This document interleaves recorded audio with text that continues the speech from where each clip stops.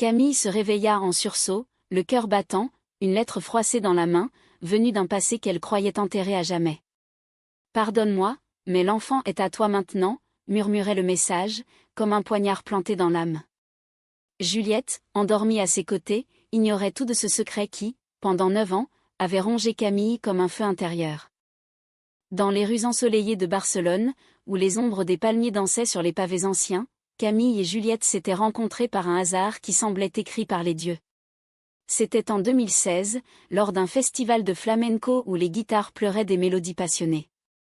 Camille, une expatriée française venue chercher l'oubli en Espagne, travaillait comme conservatrice dans un petit musée d'art moderne. Juliette, native de Séville mais installée à Barcelone pour ses études en littérature, errait ce soir-là, un livre de Garcia Lorca sous le bras, fuyant une rupture amère. Leurs regards s'étaient croisés au milieu de la foule en liesse. Camille, avec ses cheveux blonds coupés courts et son air de mélancolie parisienne, avait capté l'attention de Juliette, dont les boucles brunes cascadaient comme une rivière andalouse. « Vous dansez comme si le monde allait s'effondrer demain », avait lancé Juliette avec un sourire espiègle, tendant la main. Camille, hésitante, avait accepté, et dans ce tourbillon de pas rythmés, elles avaient trouvé un refuge mutuel. Les premiers mois furent un tourbillon de passion. Elles se promenaient le long de la Rambla, main dans la main, ignorant les regards curieux. Juliette, avec sa fougue espagnole tempérée par une sensibilité poétique, racontait des histoires de son enfance dans les oliveraies andalouses. Camille, plus réservée, évoquait vaguement Paris, ses cafés enfumés et ses nuits solitaires, mais elle gardait pour elle ce fardeau invisible, un enfant abandonné 9 ans plus tôt, fruit d'une jeunesse tourmentée en France. À l'époque, Camille avait 19 ans, étudiante en art à Paris, quand elle avait rencontré Antoine, un amour éphémère qui l'avait laissée enceinte et seule. Terrifiée par la responsabilité, elle avait choisi l'adoption anonyme, croyant que c'était la meilleure décision. Mais le regret l'avait suivie comme une ombre, l'amenant à s'exiler en Espagne pour recommencer. Juliette, ignorant tout, tombait amoureuse de cette femme mystérieuse, dont les silences étaient chargés d'une profondeur insondable. Elles emménagèrent ensemble dans un appartement modeste du quartier gothique, avec vue sur la Sagrada Familia en construction éternelle. Les soirées étaient faites de vin rouge, de discussions sur Baudelaire et Lorca, et d'étreintes qui effaçaient les doutes. Juliette, enseignante de littérature française dans un lycée local, rêvait d'un avenir partagé. « Un jour, nous aurons une famille », murmurait-elle en caressant le visage de Camille. Celle-ci souriait, mais son cœur se serrait. Comment avouer que son passé l'avait déjà marquée comme mère, même si elle n'avait jamais tenu cet enfant? Les années passèrent, tissant un lien indéfectible. En 2020, pendant le confinement, leur amour se renforça dans l'intimité forcée. Juliette proposa le mariage, et Camille accepta, les larmes aux yeux, croyant que le temps avait effacé ses fantômes. Elles se marièrent en 2024, dans une petite chapelle andalouse, entourée d'amis et de la famille de Juliette. Camille, radieuse dans sa robe simple, prononça ses vœux avec une sincérité qui masquait encore son secret. Mais le passé ressurgit brutalement. Quelques mois après le mariage, une lettre arriva de France. L'agence d'adoption informait que la mère adoptive était décédée, et l'enfant, maintenant âgé de 9 ans, cherchait sa mère biologique. Camille, paniquée, cacha la lettre, mais le poids devint insupportable. Elle commença à s'éloigner, prétextant des voyages pour le travail, laissant Juliette perplexe et blessée. Juliette, sentant le changement, confronta Camille un soir pluvieux. « Qu'est-ce qui te ronge, mon amour ?» demanda-t-elle, les yeux emplis d'inquiétude. Camille, les mains tremblantes, avoua enfin, « J'ai un fils. Il s'appelle Louis. Je l'ai abandonné il y a 9 ans. » Juliette recula, le visage blême, comme si le sol s'ouvrait sous ses pieds. La révélation déclencha une tempête. Juliette, qui avait toujours rêvé de maternité, se sentit trahie. 9 ans. Et tu n'as rien dit, cria-t-elle, les larmes coulant. Camille, à genoux, implora le pardon, j'avais peur de te perdre. J'étais jeune, perdue. Mais Juliette, blessée au plus profond, quitta l'appartement, errant dans les rues humides de Barcelone, le cœur en miettes. Les jours suivants furent un calvaire. Juliette se réfugia chez une amie à Séville, repensant à leur vie commune. Elle se rappelait les nuits où Camille pleurait dans son sommeil, les silences qu'elle avait attribués à la mélancolie française. La trahison était profonde, mais l'amour l'était plus encore. Pendant ce temps, Camille, seule, contacta l'agence. Louis, un garçon de 9 ans aux cheveux blonds comme les siens, vivait en foyer. Elle décida de le rencontrer, mais sans Juliette, tout semblait vain.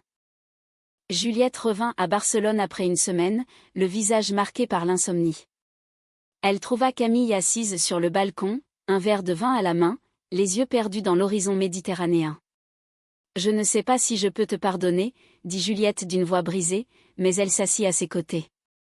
Camille, les larmes aux yeux, raconta tout, la grossesse inattendue, la peur panique, l'adoption comme unique issue. « J'ai cru que c'était mieux pour lui.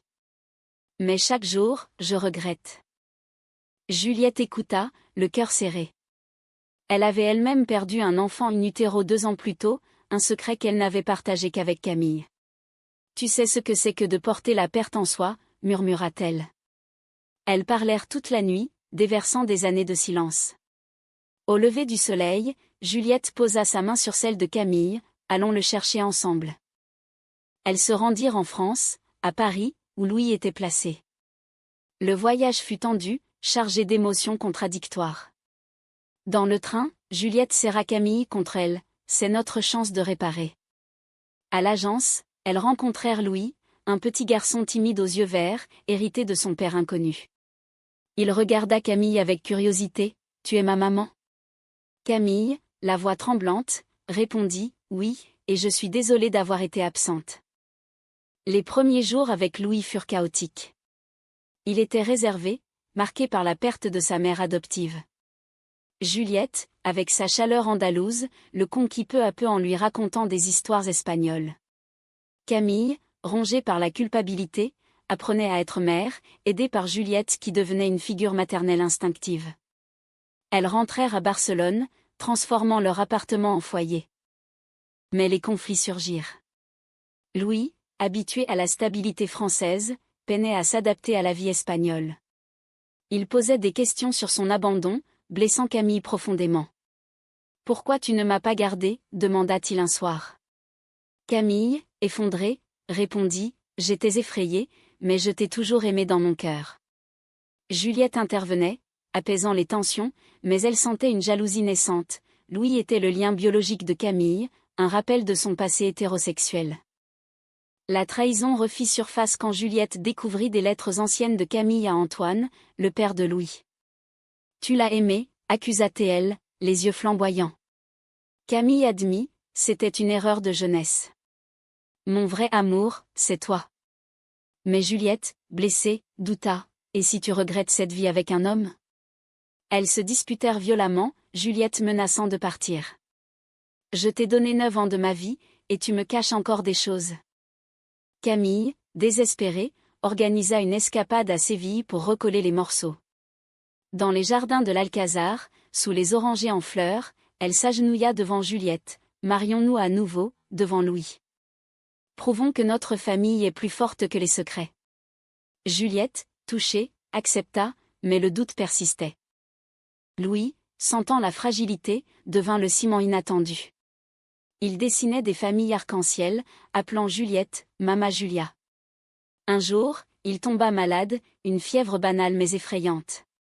À l'hôpital, Camille et Juliette veillèrent ensemble, se tenant la main. « Nous sommes sa famille », murmura Juliette. Ce moment de vulnérabilité raviva leur amour. Pourtant, un nouveau choc arriva, Antoine réapparut, contacté par l'agence. Il voulait rencontrer Louis. Camille, paniquée, confia à Juliette, « Il pourrait tout détruire. » Juliette, forte, répondit, « Affrontons-le ensemble. » Ils se rencontrèrent dans un café parisien. Antoine, un homme mûr et repentant, renonça à ses droits, « Je veux juste savoir qu'il est heureux. » Louis choisit de rester avec ses mères. De retour en Espagne, leur vie s'équilibra. Juliette, inspirée, écrivit un roman sur leur histoire, masquant les détails pour protéger leur intimité. Camille, libérée de son secret, devint une mère épanouie. Mais la haute tension émotionnelle culmina lors d'une fête familiale andalouse. Lors de la fête de la Feria de Abril à Séville, au milieu des robes à volants et des chants flamenco, Juliette confronta Camille sur une dernière ombre. « As-tu jamais regretté de ne pas avoir élevé Louis seul ?» Camille, les yeux emplis de larmes, répondit « Non, car sans toi, je n'aurais pas eu le courage. » Elles dansèrent ensemble, scellant leur réconciliation dans un baiser passionné, sous les applaudissements de la foule. Mais le destin frappa à nouveau. Juliette découvrit qu'elle était enceinte, fruit d'une insémination artificielle qu'elles avaient tentée en secret avant la révélation. « Notre enfant », annonça-t-elle à Camille, radieuse. Louis, excité, toucha le ventre de Juliette, un petit frère ou sœur. Leur famille s'agrandissait, mais avec elle, de nouveaux doutes. Camille, hantée par son passé, craignait de reproduire ses erreurs. « Et si je ne suis pas à la hauteur », confia-t-elle. Juliette, sereine, répondit « Nous le serons ensemble. » Les mois de grossesse furent un mélange de joie et d'angoisse. Elle se promenait sur les plages de la Costa Brava, rêvant d'un avenir harmonieux. Pourtant, une trahison inattendue surgit. Une amie de Juliette, jalouse de leur bonheur, révéla à la presse locale l'histoire de Camille, déformée en scandale. « L'expatriée française et son secret d'abandon », titraient les journaux. Camille, humiliée, s'enferma, tout est ruiné. Juliette, furieuse, défendit leur amour publiquement. « Notre famille est née de l'amour, pas du jugement. » La société espagnole, progressiste mais conservatrice dans certains milieux, réagit diversement. Des soutiens affluèrent, mais aussi des critiques.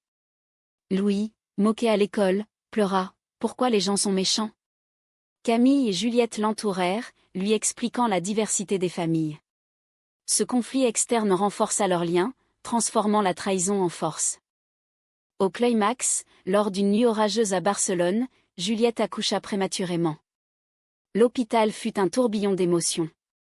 Camille, tenant la main de Juliette, murmura des mots d'amour français « Tu es ma vie, mon âme ». Le bébé, une fille nommée Sophia, naquit en bonne santé. Mais Juliette, affaiblie, confia à Camille « Si quelque chose m'arrive, élève nos enfants. Promets-le. » Camille, terrifiée, promit. Heureusement, Juliette se remit. Elles rentrèrent chez elles, une famille unie. Louis embrassa sa sœur, symbolisant la continuité. Camille, enfin en paix, écrivit une lettre à son passé « Merci de m'avoir donné une seconde chance. » Les années suivantes furent marquées par une douceur profonde. Elles élevèrent Louis et Sophia dans un mélange de culture française et espagnole, enseignant l'empathie et l'honnêteté. Juliette publia son livre, acclamé pour sa sensibilité humaniste, inspiré par leur saga. Mais un dernier twist émotionnel, Antoine réapparut, malade, demandant à voir Louis une fois. Camille, après discussion avec Juliette, accepta. À Paris, la rencontre fut poignante. Louis, adolescent maintenant, pardonna. « Tu as fait ce que tu pouvais. » Antoine mourut peu après, laissant un héritage modeste pour les enfants. De retour, Camille et Juliette renouvelèrent leurs vœux sur une plage andalouse, avec Louis et Sophia comme témoins. 9 ans de secret, mais une vie d'amour, dit Camille. Juliette répondit, et maintenant, l'éternité. Leur histoire devint un exemple de résilience. Dans les cafés de Barcelone, on chuchotait sur ces deux femmes qui avaient transformé la douleur en triomphe. Camille, promue directrice du musée, organisa une exposition sur les familles modernes, incluant des œuvres inspirées de leur vie. Juliette, auteure reconnue, donna des conférences sur l'amour lesbien et la parentalité. Louis grandit en un jeune homme sensible, étudiant les arts comme sa mère. Sophia, espiègle et joyeuse, apportait la lumière quotidienne. Les conflits passés n'étaient plus que des cicatrices, rappelant la force de leurs liens. Pourtant, dans les moments intimes, Camille et Juliette se rappelaient les tempêtes. « Sans ta supplique, je n'aurais pas eu le courage d'élever nos enfants », avoua Camille un soir, enlacée à Juliette sur leur terrasse. Juliette sourit, « C'était mon amour qui suppliait, pas ma faiblesse. » Leur amour, cassé achetine et romantique, était ancré dans l'humain, pardonner les trahisons, embrasser les secrets pour les transformer en vérité. En Espagne, terre de passion, elles incarnaient une France introspective, où les émotions se déploient comme des poèmes de Rimbaud. Un jour, Louis, À 18 ans, demanda à Camille, regrettes-tu ton secret?